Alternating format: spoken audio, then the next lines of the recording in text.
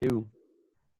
And away we go. It's the DFS Early Bird presented by Awesemo.com. Dan Straver, Dave Lockren along with you on this Friday morning, July 5th. Hopefully your hangovers are not too severe, and hopefully you have all 5 fingers on each hand. No M80s went off for any of our listeners like Jason Pierre-Paul. Much respect to him, of course. But nonetheless, we have a podcast to do here. We're going to talk about this 13-game Major League Baseball slate over on DK FanDuel, Yahoo, and across the board. Podcast also brought to you in part by Yahoo DFS, so check out their offerings as always. Dave, how about you doing? Doing good, man. How you doing? I'm good. I'm ready for sleep, but that's a different story altogether for a different time. We have a 13-game slate. We're going to do what we always do. Have a good 4th of July? I did. Yeah. We, the family, we got to hang out. A friend has a pool, so got the kids into the pool, had plenty of food. He actually, it's kind of like, it's not necessarily a Seinfeld-Newman relationship, but he and I are yin and yang. We kind of enjoy going at each other. The friend whose house we went over, but he made a damn good steak. And I had to even say that to him. I had to have that moment where I was like, listen, I know we like to bar, but you made a very fine steak here that I need to compliment you on. And then and you can jab at each other, but you can't jab when it comes to stuff like that. You know, that's crossing the line. We did some grilling tonight with our neighbors. We're close with both sides of them. Got lucky like that. Both of the neighbors to my left and my right are like 4 of our best friends because they're both married. And we just bought like $200 worth of brisket for tomorrow and had it overnighted from the other night. So I'm pretty stoked about that. Mike, my neighbor's going to get up at 2 a.m., throw it in the smoker. and oh, yeah, no fucking around. Going to have that ready for tomorrow afternoon. So our blowout's going to be tomorrow. Today was a little low-key. There you go. I like that. Be fun, man. You extend it out. There's a deli that is on the way up here or down towards you in Pennsylvania, but on the way to New Jersey that sells some great brisket. And my girls have become very much a fan, which I never expected. So nice. We can talk about that at a later date. Hope everyone enjoyed. Hope everyone had a good time. Made the joke about the M80s. Hopefully everyone has all their limbs intact. No stupid firework issues for each and every one of you. We are with you every Monday. Well, Dave and I are with you every Wednesday and Friday. I'm with Chris Rendome. Monday mornings, you get Emac and Adam. Tuesday, Thursday, and Saturday. So tomorrow morning, you get Emac and Adam here on the DFS Early Bird. And what we do here is we go through the pitching options to get you a better understanding of where the best options lay there. And then we'll talk a little bit about the top stacks. It's a touch and go pitching slate for me, Lofty, in that you have some top flight options when you have Verlander, DeGrom, and Kershaw, but we drop down pretty quickly in the mid-tier to some names that, one, the casual baseball fan probably doesn't know, and two, are dicey, are just names that you may not be overly comfortable with, and that I mean Bundy and Pineda. Stroman is on this slate, Hudson, Velasquez at 7,500. So there are a lot of question marks in the mid-tier, but let's start at the top end and then make our way through. We don't have Coors on the slate. It is Colorado visiting the Arizona Diamondbacks. We'll have to wait and see whether or not the Dome is open there. But Verlander, DeGrom, Kershaw, all above 10K. Verlander gets the Angels, who do not strike out a ton. We know that. They don't strike out a ton against righties or lefties. But Verlander is obviously one of the most elite pitchers in Major League Baseball. DeGrom gets the Philadelphia Phillies, and then Kershaw against the Padres, who do strike out more than a decent amount on the season. We'll take a look at their lefty numbers momentarily. But of those top 3 pitchers, 10K or above, looking at DraftKings pricing, any of them stand out to you as, I don't want to say must plays, but plays that you feel most comfortable with from a cash game perspective or a single entry perspective? Or do you feel like this is going to be a day that because of matchup, you'll want to get away from the top end of the pool? Yeah, I mean, well, okay. So a couple of things here. Number one, Jacob deGrom, Verlander, 2 of the best pitchers, not only on this slate, but in the league. The truth is, though, it's hard not to look at Verlander here and just be like, well, this Angels team makes life really tough on opposing pitchers, no matter who you are. They have the lowest strikeout rate in the league against right-handed pitching. They have one of the highest WOBA, ISO, WRC plus. It's not just a bad team with a low K rate. It's a really good team with a low K rate. And, maybe people still go to Verlander, but I'm not feeling it. I have a tough time getting that. I mean, honestly, I as good as he's been this year, and he's been fantastic, I would rather go with Jacob deGrom here. I feel more comfortable with deGrom against the Phillies. You're talking about a team that's been very volatile all season long. Some days they just go without scoring runs whatsoever. They might not have a ton of strikeouts, but they have more than the Angels. I think what's interesting about this is this top tier, though, and you kind of talked about it, is I don't know if you need to roster anyone. And Kershaw is facing the Padres, which is, all well and good. But, what's his ceiling been this year? 28, maybe 30? You are paying a premium for him here. And the Padres, while they aren't a great team, they're certainly a team that you would rather roster pitchers against when you're facing. Oh man, they got some serious fireworks shooting off outside. That one scared me. Yeah, I heard it too. Did you hear that? Yeah, that was impressive. That was on my front step. Wow. Who was I talking about? Kershaw. Kershaw, yep. With Kershaw, though, is he worth that much? Like, I've kind of been having this discussion all season long. I just don't know if Kershaw gives you the ceiling that you need at that price point. So we'll talk about it quickly.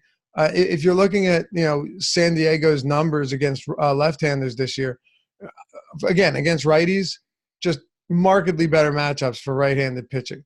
The Padres against lefties still have the 7th highest K rate, which is good. But the big thing is they've also had put up really, really solid overall numbers. What I mean by that is they rank 8th in WOBA against righties. Against lefties, you're not going to get that.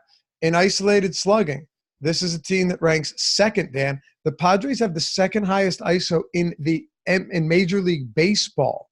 Yep. On the active roster against left-handed arms. And, of course, WRC plus, they rank 7th. So 7th, 2nd, 7th. They have a lot of strikeouts, but they also are a very potent team. They can stack quality power righties from the right side. So while I understand the idea of rostering Kershaw, he's no doubt going to be a big favorite at home. But I don't think it's just a lock-it-up spot that we would have seen had this been maybe Walker Buehler.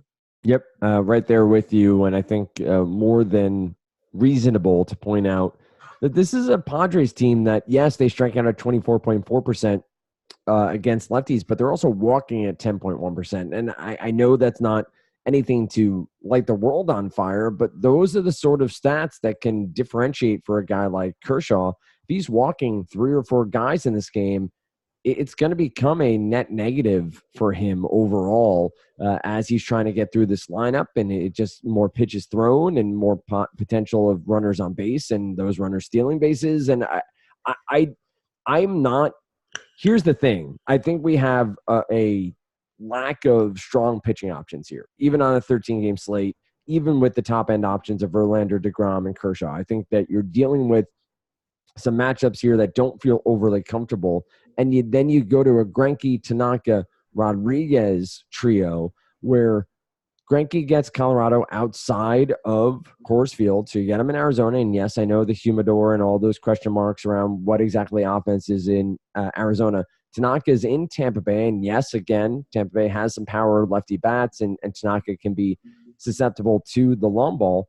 And then Eduardo Rodriguez against the Detroit Tigers at 8,700. I think there are other options that probably just as volatile, but give me some flexibility with my offense that I might like a little bit more. If we go sub 10K, wherever you want to go here, Dave, what are some of the names that you're looking at for this Friday slate? Sure. I mean, for one, Greinke is one of these guys that I would love to roster, but I also think that this price tag is a little bit elevated just given, the lack of strikeouts, the lack of swinging strikes. I still have some interest there. Pound that beer, Dan. That's why I'm here. What? So that's why I'm here. Yeah, I still have interest though. It's that in between when you're about to finish it and then you decide, well, I might as well just make it happen. Yeah. Because you don't want that. You don't want that nasty. Exactly. At the end, because then you're like, well, I don't want to waste it, but if I wait a minute, I won't drink it. Yeah, exactly. I hear you made the right decision. Yeah, that's why made I'm the here. right call. All right, I appreciate that. Plus, it's Independence Day. Rock out, bro. 9.3% swinging strike rate, but similar, but not as good as Nola in this regard. 29% called plus swinging strikes. Like he still gets a lot of called strikeouts, which is pretty important here. Greinke also has one of the highest first pitch strike rates on this slate, behind only Kershaw and Tanaka. So, I mean, these are good things. I don't hate Greinke. I think he's viable. I'd like him if you could get him a little bit cheaper, but I don't think Greinke's in a terrible spot. It's still a Rockies team away from home that has really struggled. They will strike out against righties on the road. I mean, Story certainly will. I could go over a long laundry list of guys that strike out in this matchup. You just have to hope that Greinke doesn't get rocked again like he's done in 2 other starts against the Rockies. And Eduardo Rodriguez, here's another odd one because – and I like Eduardo Rodriguez here.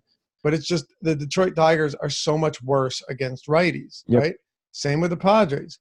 You look at the Tigers, I'm by no means saying that this is a good baseball team against lefties. They're not. They still have a bottom 5 WRC plus against them. So it's not like they're good. They still have the 8th highest K rate. But they're also better against lefties than they are against righties, simply because they have a slew of righties in the lineup. I don't think that stops you here, though. I think Eduardo Rodriguez is still a very viable option. You're not going to Yamamoto here against the Atlanta Braves that just seem to put up double-digit runs every single day. I think he gets himself into some trouble. And then Dylan Bundy against Toronto. It's like I would love to roster Bundy here, but I don't know what we're going to get from him. If Bundy comes in as someone that's super underowned, right, and Rodriguez is coming in, Eduardo Rodriguez is coming in as like wildly popular, then I think you can make a very good argument for it, right? I mean, the Blue Jays have a bottom 10 WRC plus against left or right-handed pitching this year. They're putting up they're producing a decent amount of power, but when you look at their strikeout rate, this Blue Jays team has the 6th highest K rate in the league versus righties. They will strike out. So, while they do have some power, low WRC plus, not a lot of base runners. If the worst you have to deal with, and this may sound silly, but the worst you have to deal with is home runs, usually that puts you in a decent spot. If you can limit it, a solo shot or 2, you're in a pretty good spot. Bundy does allow a lot of home runs, though. He's allowed 19 on the year. He's allowed multiple home runs in like 47 starts. So that's a concern. But I do think there's definitely merit to considering him because his strikeout stuff is good. He's going to face a lot of righties. And on the season, Dylan Bundy, pulling it up here, Dylan Bundy against right-handed hitting has a 30.9% K rate, Dan, which is massive. Just he allows a 281 ISO and 2.38 home runs per 9. Which one is it going to be? It's a great question. The same thing remained for Ronaldo Lopez yesterday. And sometimes you just have to take that stand on one side or the other.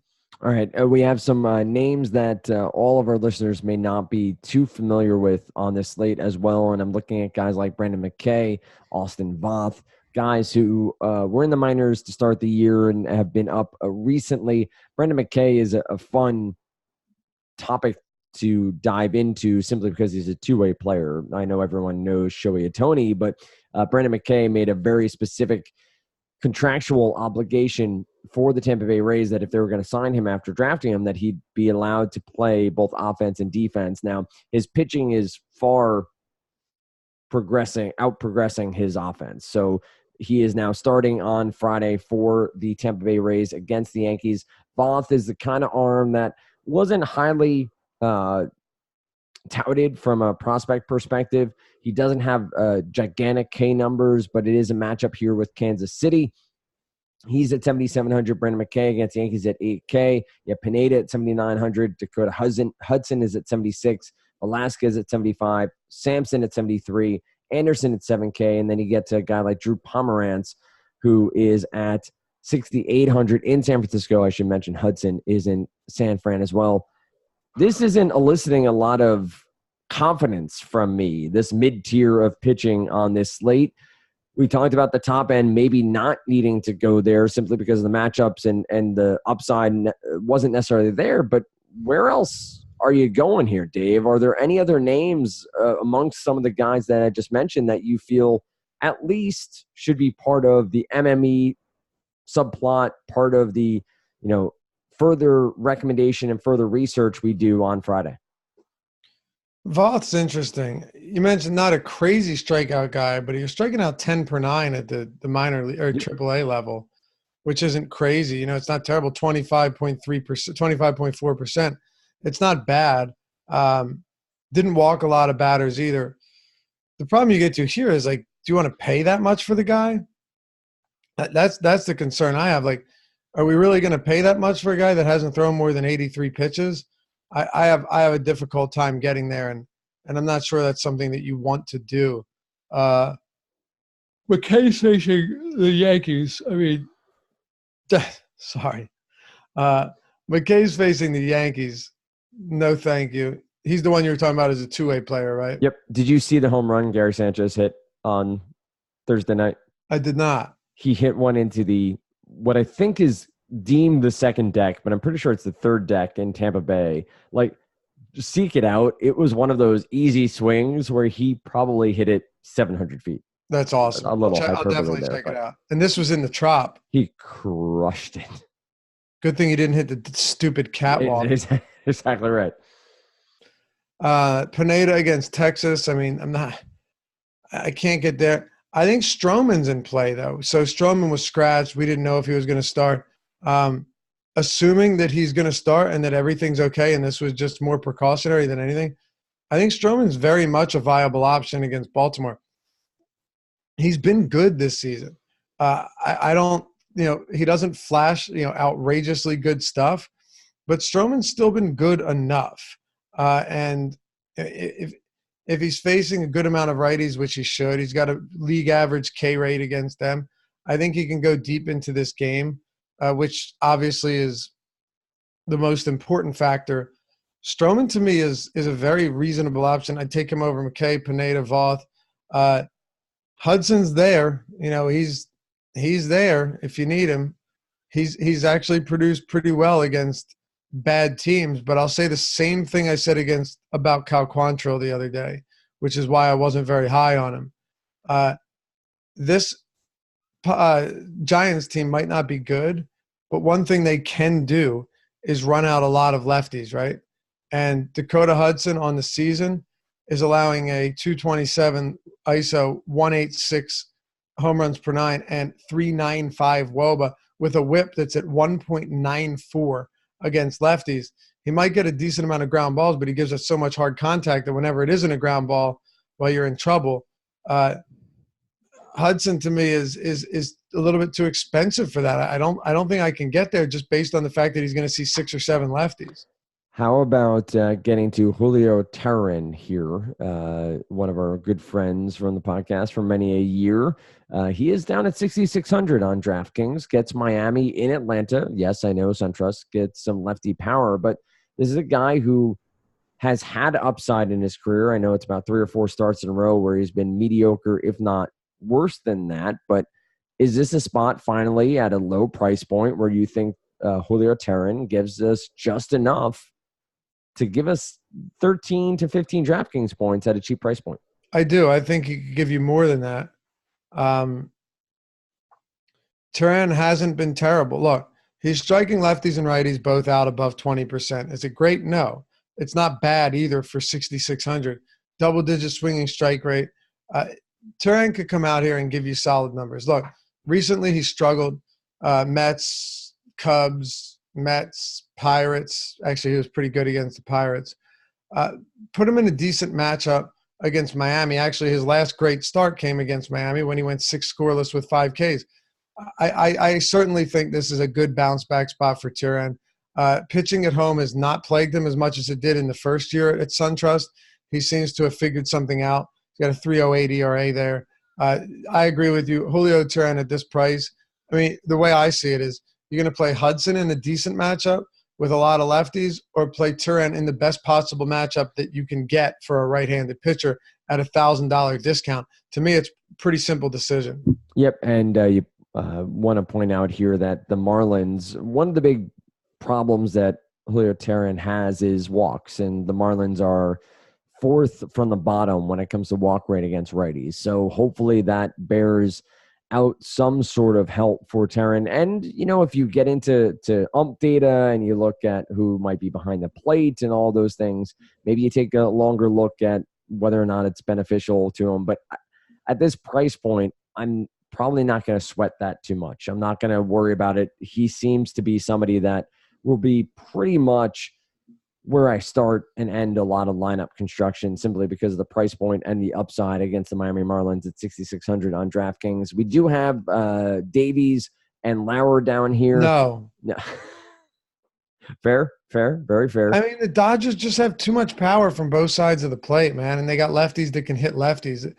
It's not going to do it for you. And I know that Davies is unbelievably cheap, but this guy is like the single-digit fantasy king because and Josh Bell's hitting 2 home runs on. Oh, yeah, right? That's no question. And even if he doesn't, he's not going to strike him out twice. Right.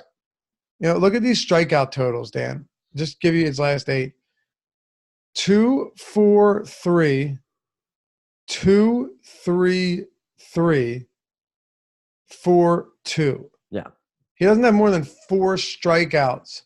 And I'm only going back to the 22nd of May. Like, that's crazy. Even at 5,300, how do you make sense of that? You know, essentially, in order to have a good start, he needs to go 7 or 8 innings, allow 1 or fewer runs, and just, you know, give you 3 or 4 strikeouts. Aside from that, I don't know how he does it. Yep. No, I'm right there with you. I at that price point and where we are, I'd much rather figure out Julio Turan for 1,300 more. And I know that's a big jump, but I'd much rather figure that out than trust Zach Davies here, giving me more than 11 DraftKings points. I think that's where we're at, where hopefully for people who do roster him, he's going 6 1/3 with 2 or 3 runs allowed, a home run or 2 in there, and 4 or 5 strikeouts, and hopefully he doesn't walk anyone, right? Like that's your hope, is that he's not getting into trouble in that regard. Quickly here, as we look at offenses, we've gone through pitching. Clearly, by the way, I could see you taking a stab at Pomerantz, not because it's the greatest matchup, but just because so many of these Cardinal bats have labored lately. I'm biased towards Pomerantz. I mentioned that many times on this podcast. So I hear you. Well, that last start was phenomenal. Yep. Or was it 2 starts? No, it was 2 in a row, as a matter of fact. Yeah, he's a fine major league pitcher. Like, he's had 3 out of 4 that have been really solid outings. He's the kind of guy that has gotten in my head that I can't trust him, and I need to be better about that. But he goes 4 2/3 to about 5 2/3. Like, that's his window. And if he's not giving up walks and he's not giving up home runs, he's fine. He's fine. And enough. At Oracle Park, though, right, there's a much greater possibility that he limits those home runs. Of the 15 that he's allowed this season, 11 of them have come on the road. He has a 3.53 ERA at home, 9.76 on the road. And again, another remarkable factor here, which isn't a huge surprise, he has a 6.25 ERA and a 4.42 xFIP. So his xFIP is 2 runs almost lower than his ERA. And he's striking out 26% of batters. So it might not be the greatest matchup, might not be the greatest strikeout matchup, but it is the best possible park. And he is cheap enough to at least say, all right, you know what? I could see myself going there with a 24% K rate against righties, 31% against lefties.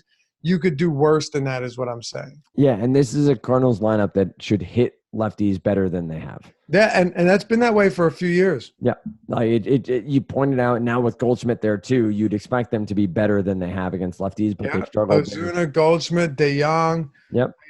Carlos Martinez, not Carlos Martinez. No. Jose Martinez. Jose Martinez. That's what I was looking for. Molina.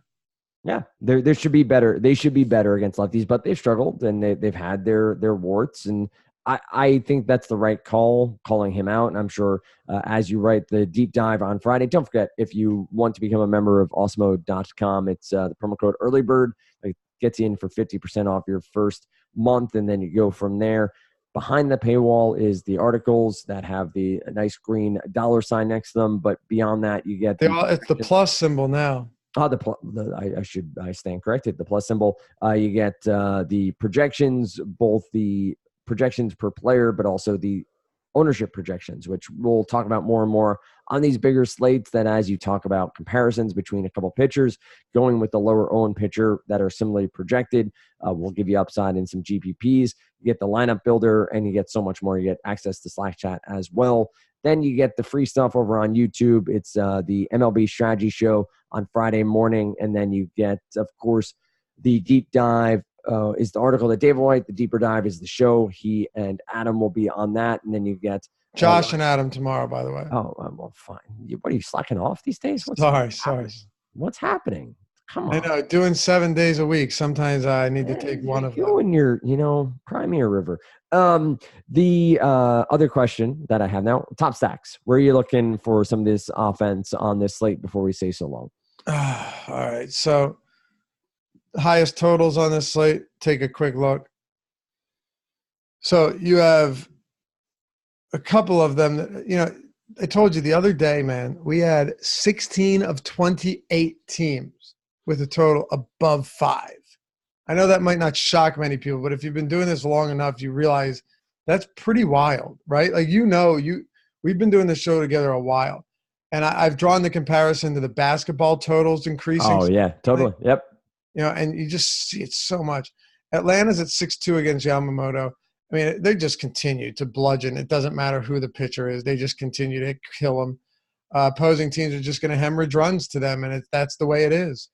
Washington against Brad Keller. I don't buy into that all that much, and I've been pretty consistent about this. Brad Keller does a phenomenal job of limiting home runs. I know his last 2 games he's given up, or his last 2 of his last 3 starts he's allowed some power.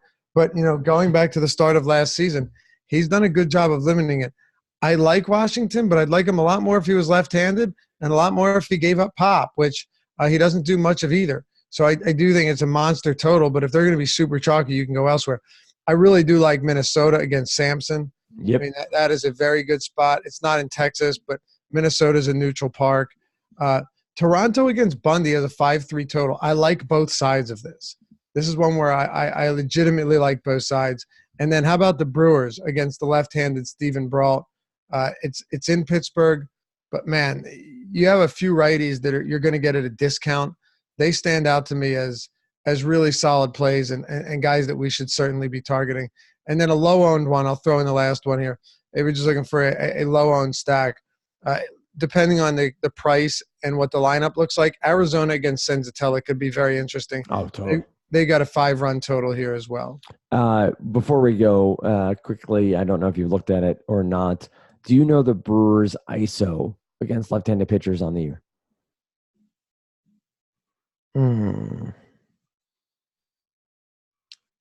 I was very surprised by the number. I mean, they obviously I'm going high. I'm giving you context here, but it is much higher than I assumed it would be. Oh, it's higher. I thought you were going to say it was low. No. It's Okay. higher than I thought it would be. I'll say 219. I'm gonna believe, because we've done this for a while, that you did not. 221. Oh, I'm good, man. You're good. 221. My hands were down here in my pants. No, my hands were on my lap. I was going to say 222. I would have been even one closer. Trouser action. That was the old phrase. So good. So good. 221. Put on those sweatpants. Yeah. That's only when you're going to the strip club. Come on. 221 on the year for the Brewers against left-handed pitchers. We talk about these every other day, you and myself, and obviously tracking this as I play, but they are, the third highest against lefties, fourth highest against lefties on the year, tied with the Nationals. They're pretty good. Who's Brewers. First? Yankees? Athletics, number 1. Padres, number 2. Yeah. ISO against left-handed pitchers. On active roster? Yeah, active roster. Check Wow, you're right. A's at 232. Yep. Padres at 225. Diamondbacks 223. Yankees are not even in the top 10. They're 18th. Yeah. Wow. Yeah. That's crazy. There you have it. Find Dave on Twitter at Lofty_D, LOUGHY_D. Find me at Dan Strafford at Osmo_com for the website we work for. Of course, is the DFS Early Bird presented by Yahoo DFS Sports. Check out their offerings. There's some management-free offerings pretty much every day now, and NFL is going to have some big prizes as well, so you'll want to be locked and loaded over there. Take the time to check out their offerings as we go through. With that said, check out the MLB Strategy Show Friday morning. Check out the Deeper Dive and check out Live Before Lock, all free on YouTube. Hit the like button, hit the subscribe button. Make sure you have your alerts available as well. With that said, best of luck on Friday. We'll be back with you on Saturday morning. Emac and Adam right here on the DFS Early Bird presented by Osmo.com.